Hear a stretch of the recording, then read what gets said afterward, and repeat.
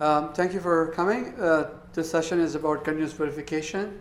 And basically, now that you are using Spinnaker and deploying applications fast, you want to be able to verify the applications as it gets deployed. And that's sort of the topic of this particular talk. And we're going to show you what we have today and then what we are thinking about, what we're driving the Spinnaker community to improve that situation. And so with that, my name is Balaji. Siva, I run products at OpsumX. Actually, we are, we'll talk about our company in a second. And Michael? You want to introduce yourself? Oh, sure. I didn't wait till later. I'm Michael Graff. I'm at OpsumX. They call me, a principal architect. I consider myself an engineer, very much so. And I'm primarily focused on autopilot, but also some other things there too, but mostly autopilot. Yeah, so the thing that's a good thing, interesting thing about Michael is that he was at Netflix. He was the primary author of Kayanta, a Canary analysis service. So he joined OpsumX recently. So he brings a lot of real-world experience at scale at Netflix. So that's something we thought would be very useful here. And so very quickly about OpsumX, we're a 3-year-old company. Our team comes from various backgrounds, obviously Netflix and AWS. I come from Cisco previously, but quite a bit of background. We are contributing to Spinnaker. Some of the things we contributed is Terraform, operators, and we're working on other contributions as well to enable increasing adoption of Spinnaker in enterprises. So again, we will go through what is verification as we define it, and then we can talk about what we have today and what we're driving within the community towards better continuous verification.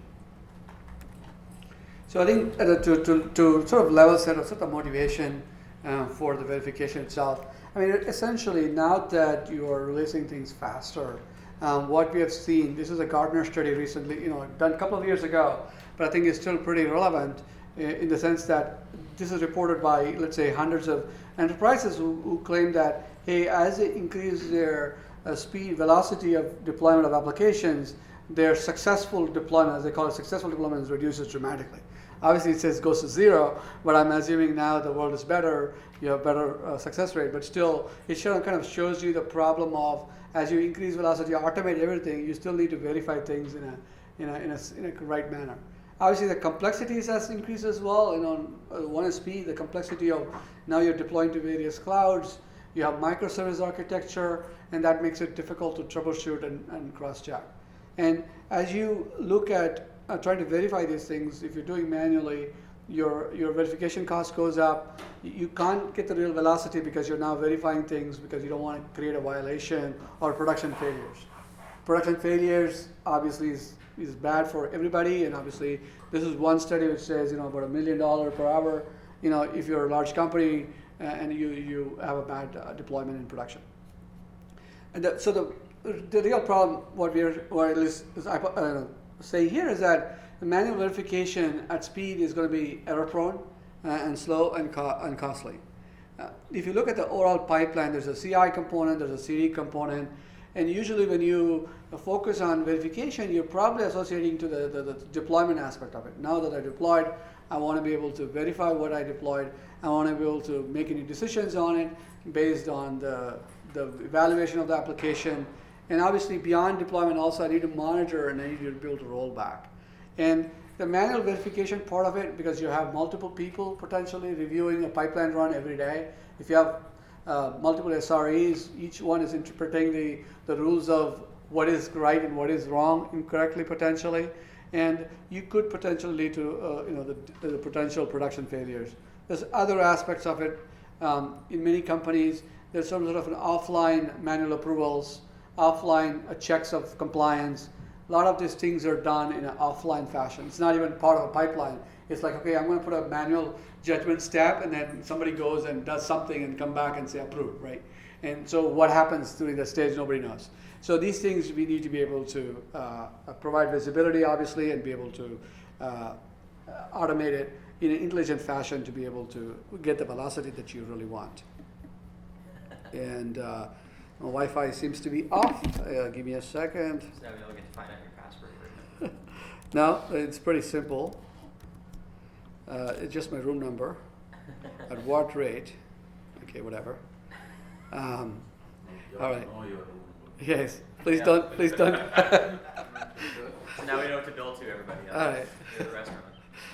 All right, so I think the verification, one other thing I want to point out is that the verification is just not at the sort of the production rollout stage. It may be a canary or a blue-green kind of a stage. If you look at it, you can verify things at every stage, during the pipeline. From integration test to load test, you can still verify the current release to the previous release. Maybe it's not a canary type of deployment because you ran the test yesterday or 1 hour ago or 2 hours ago. You can still compare because essentially if you're going through the same test, you should be able to tell the new version how it behaves compared to the old version. If there's a flag right there, you stop right there. You don't actually let it go to staging, production, and pre-production, and production basically. A lot of things, we have seen actual real use cases where a large sort of a grocery company, they were having load test failures that, they could have kept in load test stage, but it happens in production and then they have to, roll back all the way and affect users. In each phases of deployment, either you're testing or in any of the stages, you have different things you're testing. For example, obviously in the testing or the QA phase, you're obviously doing the unit test, stress test. You're also probably doing source code analysis, static analysis, or dynamic analysis. And these things has to be also be verified. We call all of these as CV, verification at the end of the day, because if you can automate all of these things, you really would have a real automated deployment solution. So doing staging is what most people do, Canary release, and then sort of a limited production exposure of applications. And in production, it's where you say, you know what, it's all good. Now I'm going to go to expose to real customer traffic. So in this case, a Canary deployment, obviously, these are obviously customer affecting applications. You may have a staged rollout where you have deploying into one region or some regions and then eventually lead to more regions. Maybe you're using Istio where you're doing a rolling update. So these are some of the things you practice and you want to be able to verify during each of them before you go to call it a full production done. Because the sooner you verify in this whole pipeline, the better it is to avoid production failures. Right? Obviously in post-production, usually still not done because a lot of cases we have seen users come to us and say, you know what, typically what happens is when the deployment is done, it's not our problem anymore. We are done, and then the production people or the SRE people manage it. It's not my problem.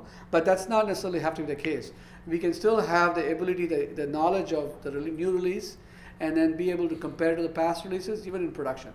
So we have an ability to, like, for example, we should have an ability to, for example, to continuously check the production as well and be able to roll back. So what is continuous verification? Essentially is addressing all the stakeholders. And developers has to care about in terms of what software they released and where they are, and if it stopped for whatever reason, they want to know what it is and to be able to diagnose and troubleshoot their particular releases. Operation people are obviously worried about traditional things. Operation people worry about is can I deploy it? Do I have to roll back? Is there a policy violation? There's a compliance violation and things like that. Business users are obviously worried about their business KPI and make sure that end users, the revenue is not affected.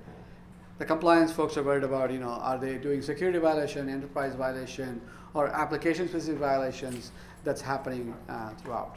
So continuous verification should be about maintaining SLAs. We should be able to look at logs, APM, and metrics and business metrics. That should be able to do application policies. Be able to say this application has these set of rules and regulations, and I need to be able to enforce them as part of our pipeline.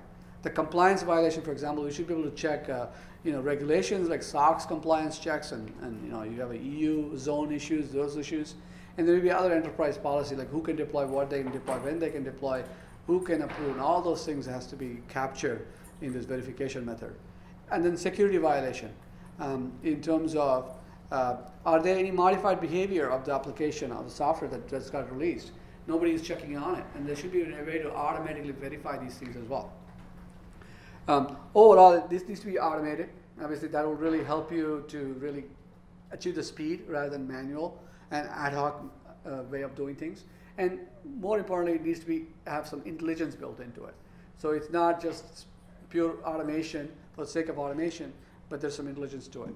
So with that, I'm going to transfer over to Michael. He's going to walk us through what we can do today and also what he's driving within the community towards the next Spinnaker. Yep. Yep.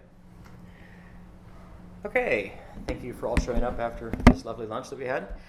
I'm going to talk a little bit about where we are today and give some examples of the types of things where we have hooks inside a Spinnaker that we can actually make decision points.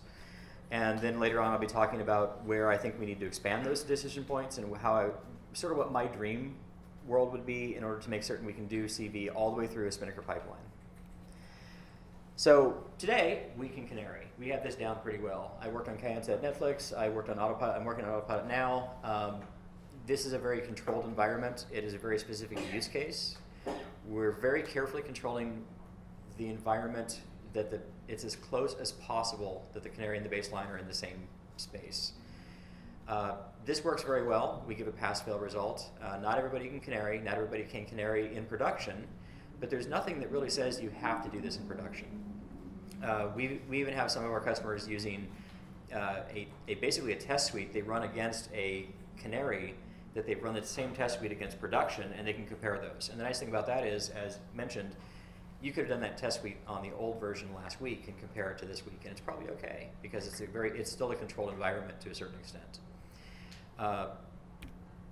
Best practices for Canary. I'm not going to go into a lot of best practices because there are a lot of talks. There's even a workshop during, I think, right after the session starts that you can learn more about this. These are my 5 things, if somebody asks me about Canaries, that I'd recommend.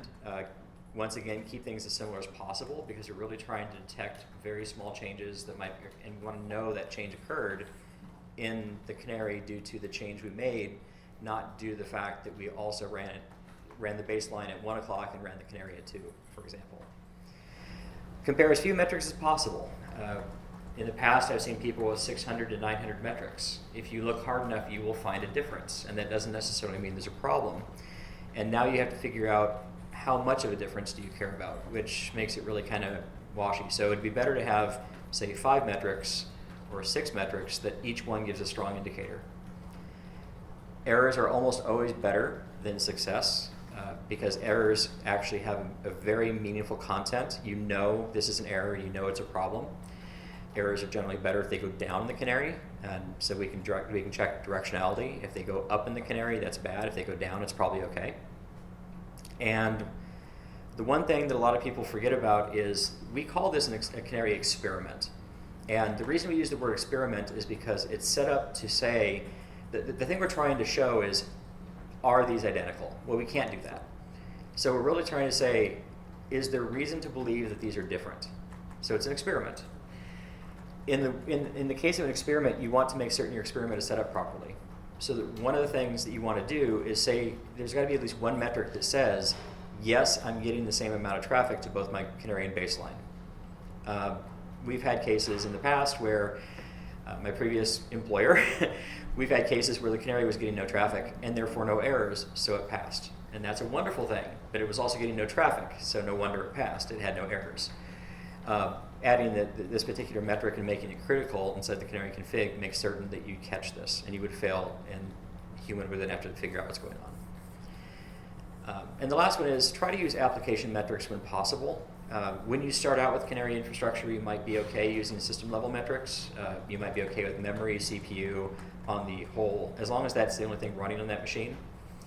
But in the future, you really want to get application level metrics if you can. It's not required, but it really does help nail things down because you can say which API is failing out of maybe 4 or 5 APIs, for example. And as mentioned also, Canary is really comparing 2 data sets to each other. And you can use this today in Spinnaker to compare any 2 time frames of data from metrics. You can compare one region to another if you wanted to. You can compare last hour to this hour.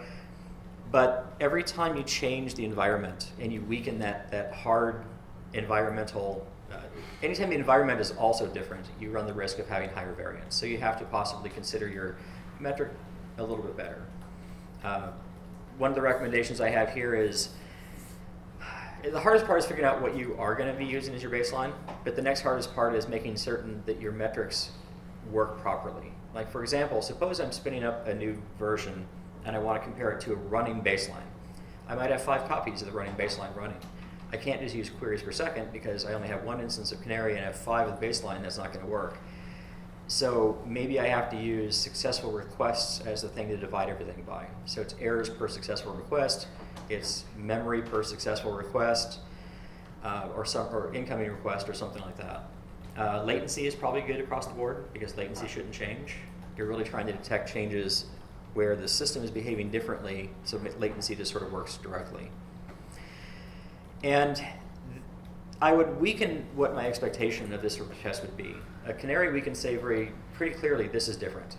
But in this sort of test, this is for the really big errors. This isn't going to find a 1% variance reliably, because you're probably always going to find that.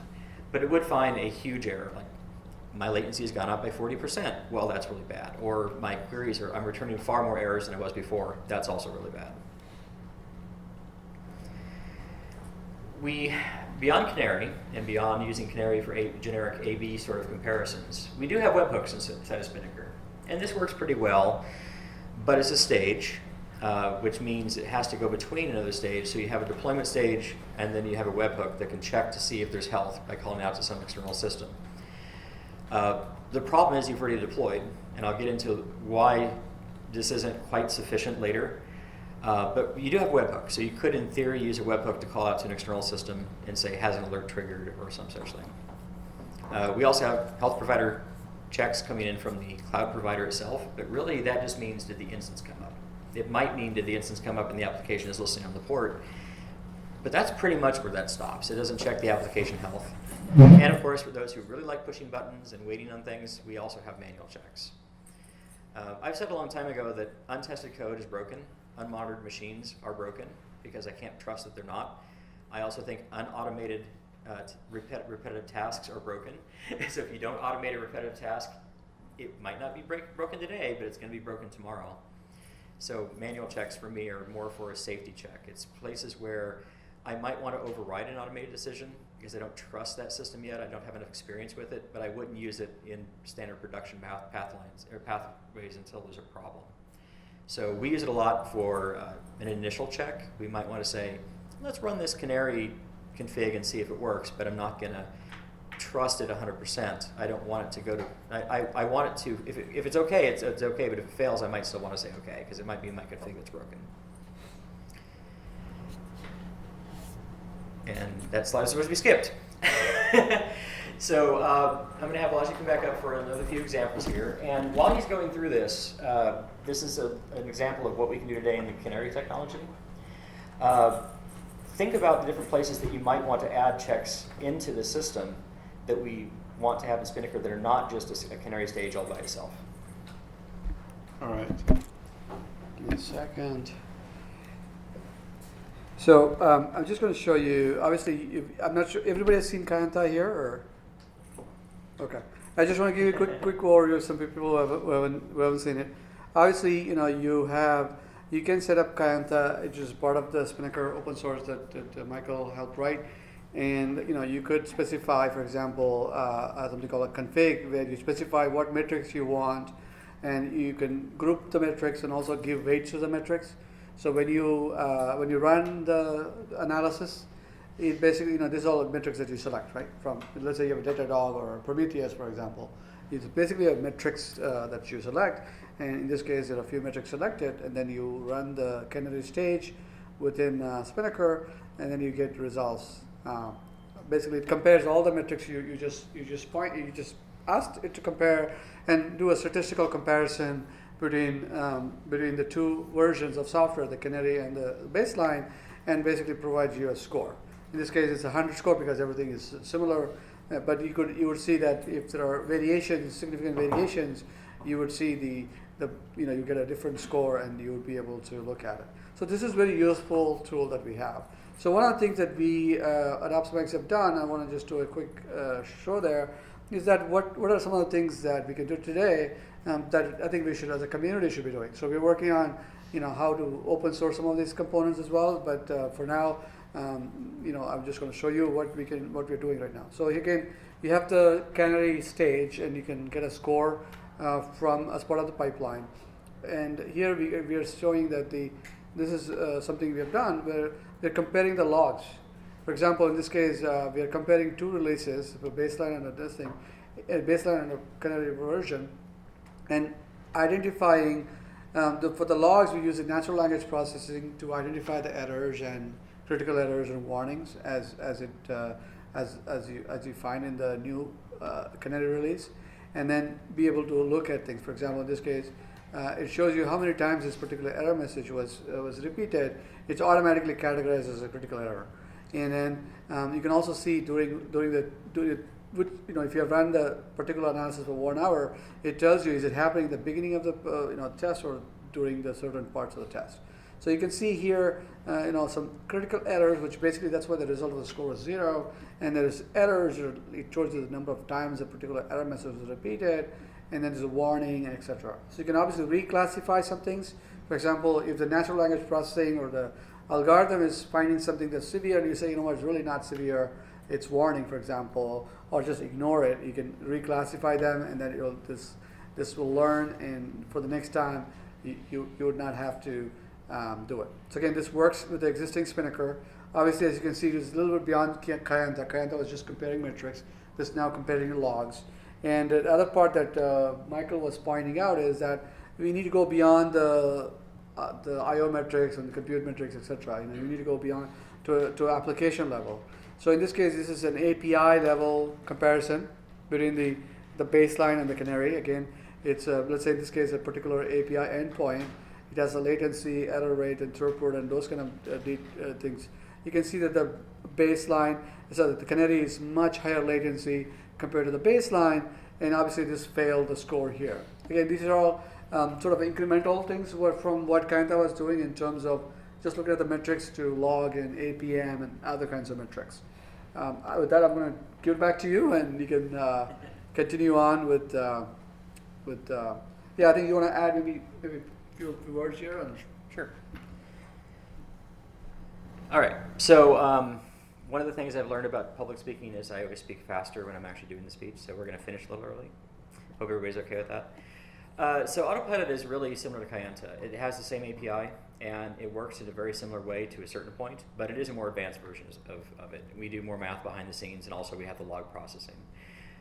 Those are really the important parts of our particular application, that we do want to open source parts of it and possibly merge the parts that we do have into Kayenta. One thing about OpsumX is we're very focused on the open source world. We think you should have pluggable models. It should not be something that we sell you and then you're bound into a version of Spinnaker for OpsumX that you have to use, for example. Let's see, how do I go on to this one? How do I get to full screen again? So now I'm going to talk a little bit about the future. Where are we headed?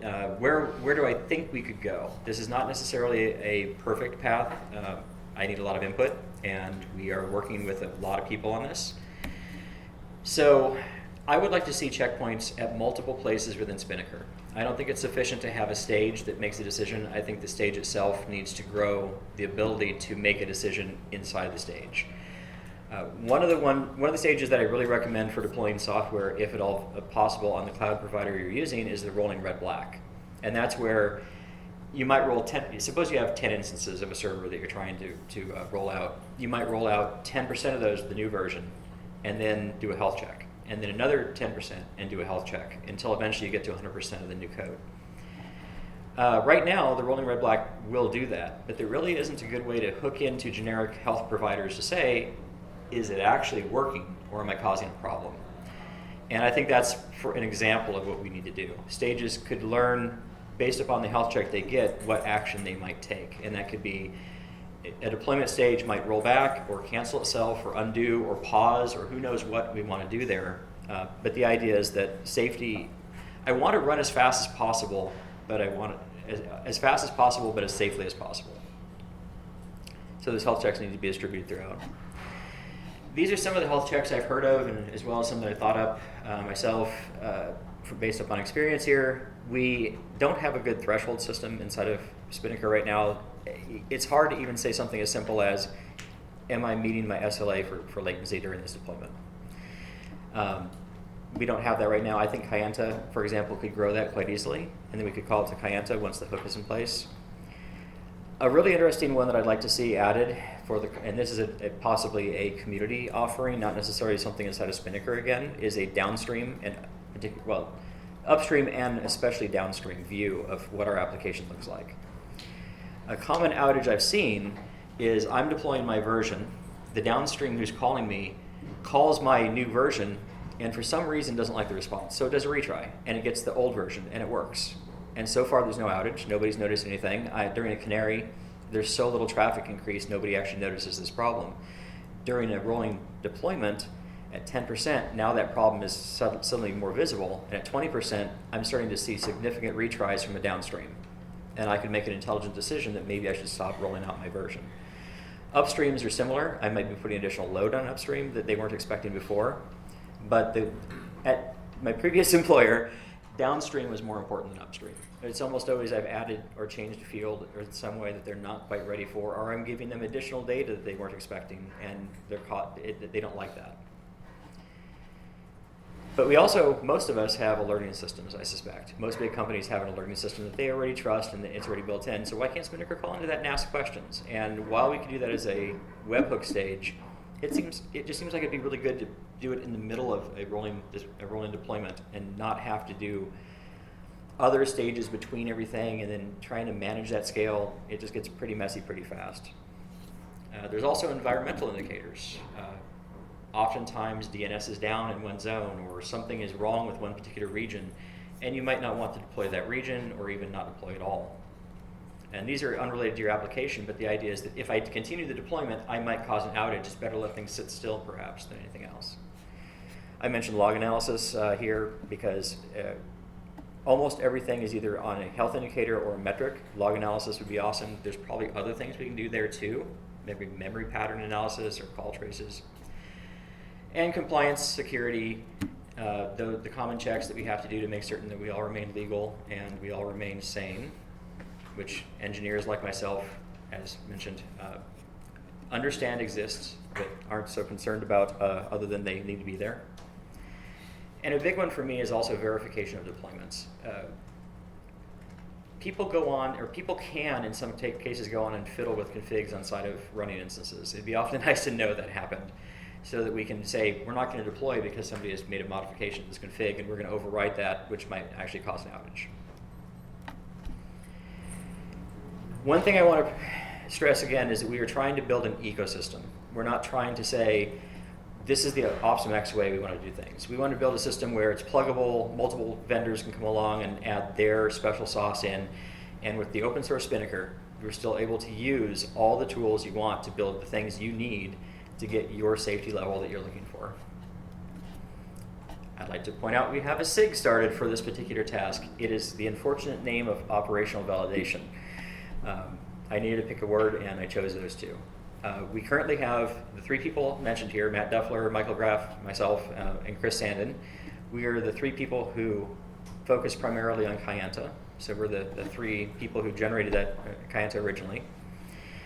And we're trying to build a framework where we can actually evaluate different techniques and different systems and how them hook into Spinnaker and how they should hook into Spinnaker, specifically focusing around the decision points that we're trying to do.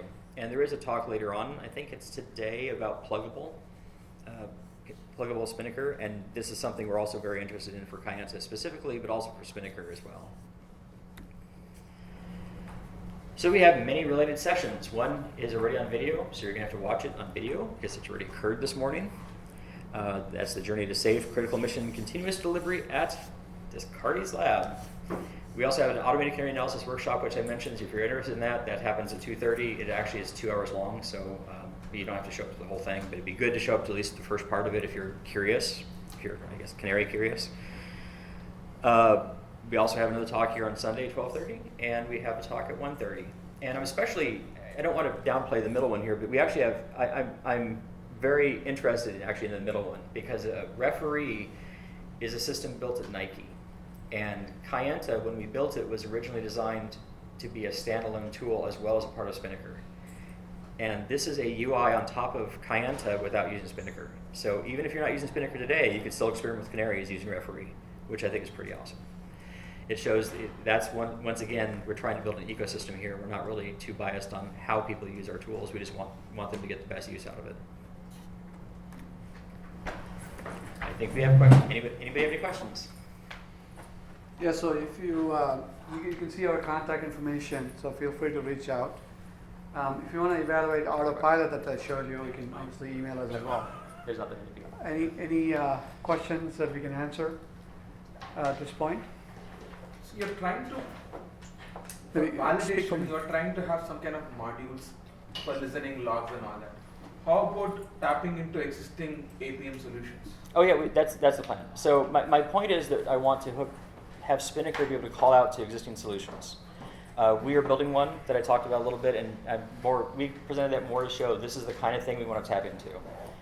My goal is to make Spinnaker not care about what it calls. Maybe there would be some configuration that you have to call some specific You thing. really get some plugins or whatever. And Yeah. I didn't do a mock-up or anything, but perhaps I should have. The idea that I'm thinking of is there would be health checks for an application, and then in the stage you can say, I want to pay attention to these health checks by default, and I skip this one because for some reason it doesn't matter for this stage, perhaps. But you might have did any alerts fire? No, great. Are our metrics within SLA requirements? Yes, great. Did the compliance framework check us out and say yes? Okay, great. Now we can continue to the next stage. So I think I think the APM, the one example I showed you where it's showing the latency, and this is actually to a New Relic that's there. Right? Okay, it's coming from you. That I was is- like, why build something which is No, already built by so many it people? is coming from Yeah. New Relic. It's just shown in this context because at the end of the day, you're trying to evaluate the whole thing. You're looking at the logs, you're looking at the New Relic, you're looking at the Prometheus, etc., all in one consolidated reporting, right? And that's just a tip of the iceberg. There's a whole bunch of things we need to check: security evaluation, compliance. If you look at it, that's sort of the whole thing. You would feel comfortable, right? Yeah, rather than looking at building everything, tap into existing That's scenarios. exactly how it's done. Right? Yeah, this is more about the idea that Spinnaker needs to be able to tap into those things and where it needs to tap in. Because right now you could go a stage that said call out to a particular APM solution, but now you can only do it between stages. Like a rolling red black has already occurred; it's done. You can't go back and undo that easily. And plus, you may have caused an outage. It'd be nice along the way we could check those APM solutions. Yeah, so the value add essentially is now we look at the baseline and the Canary and try to give you the comparison. And there's a historical way to understand the thing as well. Like there's a history behind it, not just a point in time comparison in some That's ways. why I'm welcome. Yeah, and then also you can set rules and policies and things like that that is sort of specific to an application. The primary atomic unit is an application or a microservice, for example, right? So you have a different view if you're looking at that from that angle versus if you just go to New Relic and look at a specific metric and things like that. So we're trying to sort of make this as a validation of a service or an application, and it has multiple components to it. Yeah, we can talk more, I think, offline. How much of it is going to come into open source? Yeah, so you can Part of- comment. So for the framework that calls out, I hope all of it. I'm a big open source proponent. I've worked in Bind 9 in my past, so DNS world, and I really want open source everything. So I understand, we have secret sauce just like everybody else does that keeps the lights on, but I would like to keep as much in the standard open source Spinnaker as possible, because I think that's the value. I'm not really against, I don't want to say no company should do this, but I would prefer to see open source solutions where you can pick proprietary implementations of certain features and pull them in, rather than being tied into specific. You have to use our version of Spinnaker to get these features that are our special sauce. Because now, how do you get another company's special sauce at the same time? Yeah, so I want the a la carte. the operational validation SIG is sort of that neutral party, right? That's Yeah. sort of bringing that whole thing to the Spinnaker, and then there's obviously some implementation that the open source, we can also open source, and anybody can open source. But the goal is to be, Spinnaker And- OSS. And we haven't actually had a SIG meeting yet, but all three of us are now physically in the same area. So we have the plan to get together at some point and actually say, when are we going to have our first meeting? So. Okay, any other questions? Great. Okay. Don't have anything? Thank you very much. Thank you. Thank you.